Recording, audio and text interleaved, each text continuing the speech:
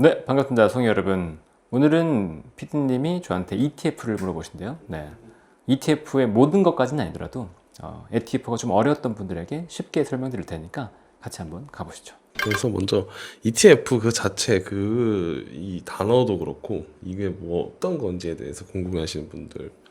ETF는 그냥 용어를 풀어보면 쉬워요. Exchange, Traded, Fund. Exchange, 거래소에서 Traded, 거래되는 Fund.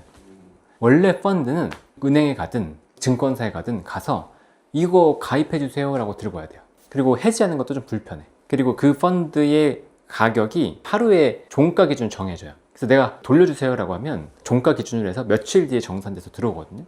좀 불편하죠. 근데 익스체인지, 거래소에서 거래되는 이 펀드는 그냥 상장이 된 펀드예요. 여러분들 주식처럼 그냥 거래할 수 있어. 여러분들이 훨씬 편하게 매매를 할 수 있고, 이게 좋다 안 좋다에 따라서 여러분들이 선택을 할 수 있는 거죠. 그 다음에 수수료가 훨씬 싸요. 익스체인지 트레이드 펀드가 일반 운용사에서 운영하는 펀드보다 수수료가 훨씬 저렴하기 때문에 기본적으로 투자할 때 뭔가 그러니까 수익을 복리처럼 쌓아가기가 더 좋은 구조죠. 그게 ETF의 기본적인 성격이다. ETF를 만드는 건 여러 가지예요. ETF가 뭐냐라고 물어보면 ETF 자체는 상장돼서 거래되는 펀드인데 이 ETF의 성격은 여러 가지가 있다. 그러니까 이건 바구니다. 이 바구니에 뭘 담느냐에 따라서 어떤 바구니가 될지 달라지는 거죠. 예를 들면 나는 이거 쓰레기통 반 바구니가 될 수 있는 거고, 아니면 장바구니가 될 수 있는 거고, 아니면 이거 IT 기기를 담는 바구니가 될 수 있는 거고, 그 바구니를 성격하는 건 ETF의 성격에 따라 나뉘는 거고, 우리는 그 바구니의 성격을 보면서 내가 이거를 살까 말까를 고민하는 거다라고 정의할 수 있습니다. 예를 들면 단일 종목 레버리지 ETF 앞에 뭐가 들어가? 하나밖에 없는 거지. 근데 진짜 제가 황당했던 게 뭐냐면 많은 사람들이 ETF는 안정적입니다, 안전합니다라고 얘기를 했단 말이에요. 근데 오해하는 게 있어. 뭐냐? ETF 자체가 안정적으로 생각하는 거야. 예전 댓글 중에 하나 봤는데, 아니 SK하이닉스 단일 종목 레버리지 ETF는 ETF니까 안전하지 않나요? 라고 하는 거야. 황당한 거지. ETF니까 안전하지 않나요? 라고. 무슨 성격인지도 모르는 거야. ETF는 왜 안전하냐? 분산 투자 때문에 상대적으로 안정하다. 상대적이에요, 상대적. 그런데 단일 종목이라는 이름이 붙었고, 심지어 레버리지라서 그 위험도를 뻥튀기 시켰는데 이걸 안전하다고 착각하는 거지. 다음 두 번째 착각이 있어요. 지금 SK하이닉스 주가가 오늘 기준으로 한 10만원, 220만원 왔다 갔다 하고 있거든. 레버리지 ETF는 지금 한 만원대 후반, 2만원 이럴 거예요. 그래서 싸다고 느껴. 진짜로 그렇다니까요. 내가 너무 황당했는데, 하이닉스는 비싼데 이건 싸잖아. 그러니까 사도 돼. 그렇게 정말 아무것도 모르는 상태에서 투자하시는 분들이 생각보다 있더라. 싸고 안전에 사는데 왜 빠지냐? ETF라는 건 뭔지, ETF의 성격을 알아야 되고, ETF 성격을 내가 무엇에 투자하는지 여러분들이 명확하게 알고 투자해야 된다. 개별 종목을 사는 것보다 ETF가 가진 장점은 뭐가 있나요? 개별 종목은 예를 들어 최근에 펩트론이라는 기업이 급락했어요. 펩트론이 왜 급락했냐면 펩타이드를 기반으로 해서 약효가 한번 주입됐을 때 장기간 지속되는 게 장점이에요. 그래서 이거를 한 번 맞으면 일주일 뭐 이렇게 가게, 한 달 가게, 이게 장기 지속성이란 말이에요. 근데 일라일리의 이제 핵심 파이프라인 중에 하나가 터제파타이드라고 하는 게 있었어요. 근데 그 제품을 펩타이드가 할 거다라는 기대감이 있었어. 장기 지속형으로 전환시킬 거다. 근데 터제파타이드가 다른 파트너를 구한 거지. 그래서 펩트론이 급락이 났어요. 그럼 이렇게 생각하는 거야. 이제. 이게 바이오 산업의 이슈야? 아니면 이 기업의 이슈야? 이 기업의 이슈죠. 그럼 단순히 이 기업만 좋게 보고 판단했다면 여기서 등락에 대한 것들 내가 책임져야 되잖아. 물론 올라갈 때 더 크게 벌죠. 근데 내려갈 때 큰 손해를 보잖아. 그리고 상당수 많은 개인 투자자분들이 그 기업들의 정보에 아주 깊게 접근해서 투자할 수 있어요? 그렇지 않아. 대부분들이 전문가 좋다는 얘기 듣고 그냥 좋다고 하니까 이 종목 하나 좋겠지, 내 수익 내야겠지 라고 하는 그 수익에 대한 환상, 수익에 대한 욕심 때문에 투자한단 말이에요. 그런데 실제로 우리는 그 기업의 실체를 잘 알고 가장 중요한 건 뭐냐면 내가 이 기업을 언제 팔아야 되는지를 알아야 되는 거야. 올라서 팔든 내려서 팔든 내가 언제 팔아야 될지 알아야 되는데 그걸 모르는 거죠. 이 기업에 투자해서 기업의 리스크를 감당하는 것보다 더 쉬운 건 뭐냐면 산업의 흐름은 좀 더 쉽죠. 시장에서 산업이 좋다고 할 때 그냥 같이 가고, 뭐 조금 좀 안 좋네라고 하면 그냥 팔아도 되고, 차라리 차트를 봐도 되고, 아니면 산업의 뉴스만 봐도 되고, 정부의 정책을 봐도 되고. 그러니까 그런 걸 기반으로 해서 산업의 ETF를 투자하면 그 개별적인 기업의 변동성은 많이 축소가 될 거잖아요. 어떤 건 좋을 거고 어떤 건 안 좋을 거니까. 그러니까 나는 산업이나 어떤 특정 테마를 볼 때 훨씬 더 편하게 투자를 할 수 있다. 그리고 특정 기업에 내가 집중해서 투자를 하면 좋을 때도 있지만 다른 게 올라가는데 내게 상대적으로 덜 가면 이제 멘탈이 완전 나가요. 빠질 땐 차라리 괜찮다. 내 것만 덜 갈 때 사람들이 진짜 많이 힘들어요. 다 가는데 왜 내 것만 못 가지? 나는 뭐 한 거지? 이렇게 할 때. 그러니까 그런 리스크를 줄이려면 ETF에 투자하는 게 답이라는 거죠. 분산 투자를 자연스럽게 해주니까. 그리고 ETF는 장점이 뭐냐면 그때 좋은 산업을 운용사에서 선별해갖고 거기 넣어놨잖아. 산업의 탑픽이라고 하는 기업들을 넣어놨잖아. 그럼 내가 다른 걸 고민할 필요가 있어 없어? 없죠. 그냥 이 산업이 되는지 안 되는지만 보면 되잖아요. 네, 그래서 더 편해요. 그러면 그 개인이 자기가 스스로 그냥 개별 종목 그 산업에 여러 개를 사는 거라 ETF를 사는 거라. 예를 들어서 ETF의 종목이 10개라고 해봐요. 그럼 내가 10개를 관리하고 사고 팔고 하는 거랑 그냥 ETF를 사고 팔고 하는 거랑 뭐가 편해? 뭔지 알겠죠? 제가 다 결정적으로 내가 그 10개의 기업을 다 팔로우업 할 수 있냐 이거예요. 10개의 기업을 기업별로 다 체크해가지고 내가 상황 확인하고 내가 이거 살까 말 걸 고민할 수 있냐? 그건 어렵잖아요. 그리고 결국 다른 사람, 그러니까 많은 댓글에서 보면 이거 어때요? 이거 어때요? 하는 건 그냥 누군가 조언하는 것만 듣고 판단했기 때문에 내가 생각할 거 없이 종목을 물어보는 경우가 너무 많다는 거예요. 그럼 그런 분들이 10개, 20개를 스스로 갖고서 판단하고 그걸 관리하는 건 거의 불가능에 가깝죠. 그런 분들이 개별 종목을 하는 건 리스크가 너무 크다. 그러니까 차라리 산업을 보시라. 산업만 보고 거기에 있는 기업들은 알아서 솎아주는 거예요. 안 좋은 기업들은 운영사에서 빼기도 할 거고 너무 주가가 올라가면 거기서 리밸런싱해서 비중을 낮추기도 할 거고 알아서 해주잖아. 그 내에서 내가 산업만 보는 거지 그 내에서 알아서 조정해주잖아. 그러면 나는 리밸런싱 이런 거 모르겠고 산업 좋아. 오케이. 이렇게 가면 되는 거지. 근데 만약에 여기서 산업을 보지만 그래도 여기서 엣지가 나는 하나 더 있는 것 같아. 그래도 이 기업은 난 좀 더 좋은 것 같아 라고 하면 ETF 플러스 알파로 기업을 두면 되죠. 그러면 자연스럽게 분산 투자 플러스 내가 집중할 수 있잖아. 그렇게 하면 돼요. 그 ETF마다 이제 여러 개 종목이 있고 비중이 다 다르잖아요. ETF는 어떤 건지 이런 판단의 기준은 어떻게 잡는 게 좋을까요? 일단 기본적으로 모든 자산 거래는 거래량이 높은 게 좋아요. 유동성이 많고 내가 거래 팔고 싶을 때 사고 싶을 때 쉽게 사고 팔 수 있는 게 좋아. 무조건 그게 제일 좋아. 그러면 사람들은 어떤 걸 선호하냐? 시가총액이 큰 ETF를 일단 먼저 선호해요. 그러니까 뭘 살지 전에 그걸 먼저 골라요. 그럼 국내에서 1, 2등 ETF 회사가 있어. 그걸 먼저 알아야지. ETF를 보면 앞에 뭔가 붙어 있어요, 막. 알죠? 그래서 코덱스가 붙어 있다. KODEX. 삼성자산이 운영하는 거예요. 우리나라 1등입니다. 시장 점유율이 한 40% 정도 돼요. 그 다음에 타이거, 호랑이가 붙어 있는 건 미래셋이에요. 그것도 한 40% 정도 돼요. 그래서 1등, 2등이 돼요. 미래가 조금 더 낮을 겁니다. 원큐 붙어 있으면 이제 하나자산. 그 다음에 스타가 붙어 있으면 KB. 신한자산 같은 게 소울. 뭐 이런 식으로 붙어 있어. 근데 저는 가급적이면 그냥 코덱스랑 타이거 내에서 해도 크게 문제가 없다. 일부 스페셜티한 거. 그러니까 정말 특이한 거 있잖아요.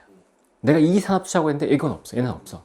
그런 거 만들어준 건 들어갈 수 있는데 일반적으로는 그냥 코덱스 타이거만 해도 크게 무리가 없다. 왜냐면 여기가 크니까. 네. 그리고 유동성 관리도 잘해주니까 유동성 관리 잘해준다는 건 뭐냐면 여기서 유동성 공급자 역할을 해요. 그래서 본주가 올라가면 이것도 오르락내리락 해야 될 거잖아요. 그래서 여기와의 괴리를 축소시켜주기 위해서 계속 호가를 걸어놨거든요. 매수매도. 그걸 잘해줘. 큰 회사가 더 잘해줄 거잖아요. 그러니까 그런 것까지 감안하면 그냥 저는 타이거나 코덱스 쪽을 많이 보시는 게 좋다라고 보고 있고 그 내에서 그래도 여러분들이 좀 공부를 하셨다. 공부를 안 했다 그러면 그냥 산업 그냥 생각도 없이 그냥 하면 되고 내가 공부를 좀 했어. 그래서 어떤 게 비중이 좀 높으면 좋겠어. 그냥 여러분들이 전략적으로 생각을 하겠죠. 예를 들면 SK하이닉스의 AD를 앞두고 있어. 그럼 뭐가 높으면 좋아요? SK하이닉스가 높으면 좋겠지. 반도체 중에서도. 그리고 SK하이닉스의 지분을 갖고 있는 SK스퀘어. 이 두 개가 많으면 좋겠지. 그럼 그 비중이 높은 ETF를 찾아보는 거죠. 근데 이게 코덱스 타이거보다 딴 게 좀 더 높아. 그럼 고민해 보는 거야. 나는 코덱스 이것만 할 건지 아니면 다른 쪽이 이게 월등히 비중이 높으니까 예를 들면 SK하이닉스랑 SK스퀘어가 비중이 50%야. 그러면 난 이게 더 좋은 것 같은데 여기는 20%밖에 안 남겼고 그럼 나 이거 할래. 이런 식으로 생각해 볼 수 있는 거지. 그건 여러분들이 엣지를 갖고 생각해 볼 수 있을 경우에 아니면 내가 이 종목은 진짜 싫어. 이런 것도 있잖아요. 그럼 그거 비중이 적거나 없는 걸 찾아보는 거지. 네. 그런 식으로 비중을 조절하면서 대응을 하면 된다. ETF 같은 경우에는. 그리고 또 요즘 레버리지 ETF 하시는 분도 좀 많은 것 같은데. 많죠. 전 하지 말라고 그렇게 강조를 하고 있지만 하시더라고요. 그래서 레버리지 ETF 어떤 건지 그리고 이거를 하지 말라고 하시는 이유는 어떤 건지 한번 설명해 주세요. 레버리지가 뭔지 알아요? 레버리지? 지렛대. 지렛대라고 하는 건 내가 더 적은 힘으로 더 큰 효과를 보는 거잖아요. 그게 레버리지야, 기본적으로. 그래서 내가 있는 돈보다 더 큰 돈을 빌려서 쓰면 이게 운용했을 때 내가 원래 있는 돈보다 더 크게 움직인다, 변동한다. 그게 레버리지 개념이에요. 그러니까 차입이 들어온다는 거지. 내가 있는 것보다 더 큰 돈을 투자한다. 차입이 되건 아니면 선물 투자를 하건 내가 갖고 있는 것보다 더 크게 투자할 수 있으면 레버리지라고 해요. 전부 다. 레버리지라고 했으니까 당연히 변동성이 큰 거잖아. 그럼 이때 문제가 뭐냐? 변동성이 위로만 있어요? 아래로도 있지. 네. 근데 많은 투자하는 분들이 이걸 살 때는 뭘 보고 투자해? 올라갈 거라는 기대감으로 투자하잖아요. 근데 불나방처럼 눈이 막 시뻘개졌을 때는 이게 하락할 것이라는 가능성을 안 보는 거지. 그게 안타까운 거예요. 언제든지 빠질 수 있다는 걸 인지하면 내가 비중을 조절하거나 아니면 레버리지니까 트레이딩, 빠르게 트레이딩해서 내가 손실을 줄여야 되겠다 이런 생각을 해야 되는데 그런 생각을 못하고 들어가니 그게 문제라는 거죠. 그리고 레버리지 ETF와 일반적으로 우리가 이제 레버리지를 쓰는 건 달라요. 무슨 차이가 있냐면 예를 들면 내가 100이라고 하는 투자를 하고 100이 레버리지를 썼어요. 그러면 여기서 30% 수익이 났어. 그럼 내 원금은 160이 돼요. 200을 투자했으니까. 차입금 얼마죠? 100. 그러니까 내 포지션 260이 돼. 그러니까 나는 여기서 위험도가 상승했을 때 위험도가 어떻게 되죠? 감소하지. 레버리지도가 감소하잖아. 근데 두 배 레버리지 ETF는 그러면 돼, 안 돼? 안 되죠. 그래서 만약에 30%가 하루 만에 올랐어. 그래서 그 다음날 내 포지션이 160이 됐어. 그럼 레버리지를 160을 땡겨요. 그럼 320을 맞추는 거지. 위험도는 그대로 100. 그러면 올라가면 좋아. 왜냐면 260과 320이니까 올라가면 이게 더 수익이 나잖아. 빠지면 이건 대차게 맞는 거지, 이제. 이해되죠? 난 돈 더 안 빌리고 싶은데, 근데 160이라니까 60 더 빌린 거잖아. 그럼 여기서 맞을 때 어떻게 해? 똑같이 10% 맞아도 크게 다쳐. 그런 경우가 그냥 내려가는 것만 생각하는 게 아니고 이렇게 왔다 갔다 이렇게 하잖아요. 예를 들어 본주가 100만 원이 되는데 30% 마이너스 30% 마이너스 30% 이렇게 왔다 갔다 하다가 100이 됐어. 그럼 본전이잖아. 근데 ETF는요 30% 마이너스 30% 마이너스 30% 이렇게 되면 나중에 본주가 본전이라도 ETF는 거의 10% 20% 손실받을 거예요. 네, 이걸 음해복리 효과라고 하거든요. 아까 얘기한 것처럼 올라갈 땐 늘리고 내려갈 때는 어떻게 되겠어? 반대로 줄이잖아, 포지션을. 그쵸? 그러면 이게 금액으로 설명해서 이해 안 될 수도 있는데 예를 들면 내가 100주를 샀어. 그러면 내가 100주 갖고 있는 건 변동이 있어, 없어요? 없어. 금액 말고 변동이 없어. 근데 레버리지 ETF는 100주 갖고 수익 났을 때 내가 여기서 120주 만들어 버리는 거야. 더 사버리는 거지. 그러니까 손실이다. 손실 나면 또 무슨 짓을 하냐면 예를 들면 120주에서 빠졌어. 그럼 120주 갖고 있으면 올라가면 그대로 만회할 수 있잖아. 근데 120주에서 빠져버리면 주식을 또 잘라버려, 빠졌을 때. 그러니까 올라갈 때 소익이 덜 날 거잖아요. 그게 레버리지 ETF라는 거야. 올라가면 더 사고 내려가면 더 팔아. 그러니까 변동성 구간에서 여러분들의 수익을 점점 갉아먹는 거야.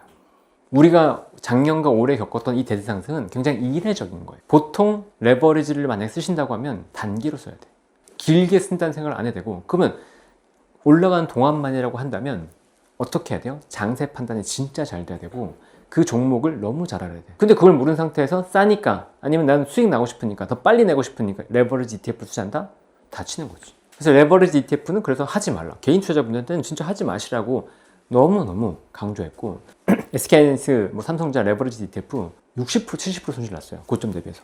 SK하이닉스가 40% 빠졌으니까 그럴 수 있지만 그만큼 손해보면 아프잖아요. 레버리지 ETF 투자해가지고. 그러니까 그런 것들은 사실은 개인 투자자분들은 하면 안 됐던 거죠. 그런 변동성 노출되는 것들은 욕심만 가지고 들어가는 건 아니었다. 그렇게 하면 안 되는 거였다. 추가로 또 그 상장 전에 회사를 이제 담는 ETF들도 있잖아요. ETF 중에 비상장 회사를 담는 ETF는 잘 모르겠긴 하는데 만약에 있다면 벤처 캐피탈 형태의 ETF일 거예요. 하지 말아야죠. 왜냐면 상장사 관리도 어려운데 여러분 상장사 관리도 어렵잖아요. 비상장사는 정보를 어떻게 얻을 수가 없잖아요. 여러분들은 특히나 주식 초보자분들한테는 리스크가 너무 크다. 그럼 이제 마지막으로 그 채권형 ETF 한번 설명해 주시면 좋을 것 같긴 해요. 개별 채권은 우리가 사면 안 된다고 했잖아요. 이거는 대응이 너무 어려우니까. 그럼 채권형 ETF는 어떻게 하냐면 채권의 포트폴리오를 쭉 가지고 있어요. 그리고 그 채권을 가지고 만기가 다 다를 거잖아요. 그러니까 만기가 짧아져. 그럼 팔아. 만기가 짧아진다는 건 무슨 말일까? 채권 가격이 올라간다는 거지. 만기가 점점 짧아지면 그만큼 원금이 붙을 거니까 이렇게 채권 가격이 올라가요. 그러니까 그걸 팔아. 그리고 또 다른 걸 사. 이렇게 계속 전환하는 거예요. 그래서 듀레이션을 거의 동일하게 맞춰. 장기채나 뭐 단기채나 이렇게 이해되죠? 그렇게 계속 관리를 해. 그리고 그 과중에 가격이 올라갔다 내려갔다 하기도 하고. 단일 채권은 일단은 그 채권 주체의 신용도 체크해야 되고, 그렇죠? 거래가 안 되니까 만기까지 기다려야 되는 리스크도 있고 그러잖아.